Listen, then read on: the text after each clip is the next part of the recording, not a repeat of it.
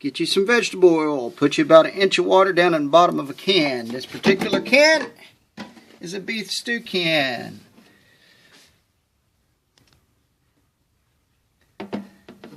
Now, you see the bubbles down inside the can? The bubbles down inside the can are because it's got oil inside of it. This is just packing foam. Now, at the bottom of that is a little ring that sticks down inside the oil. Make sure it does stick down inside the oil, because if you don't, then that hot glue there will melt. You don't want your hot glue to melt. Now, on the bottom of that can, for your safety and convenience, we put about 1 inch of water. What happens is, when that gets down to that water, it'll get into the wick, and the wick will actually stop picking up anything but water, and it'll turn itself off. Now, the roll of candle wick that I bought is about $5, but it's about 20 yards or so, or more, maybe even 70 yards. Anyway, so in order to light this thing, you need a pretty significant flame to begin with. This is the first time for me to light it. So what I am going to use is a little torch. Problem with the torch is, last time I did this, I burnt the foam instead of the thing in the middle. But we'll see. Got to get it pretty hot. Now, once it gets going, that'll run for a good 12 to 14 hours.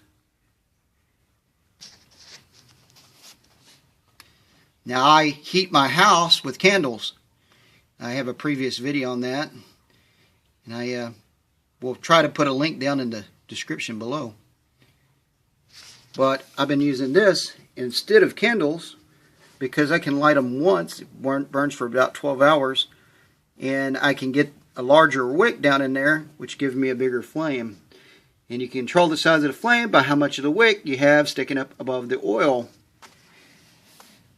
And it's really safe because you got water in the bottom of it, and whenever it does burn down to the water, it automatically stops. And because that ring is underneath the oil, that ring doesn't get hot enough to melt the hot glue. If it did get hot enough to melt the hot glue or foam, it would go out anyway.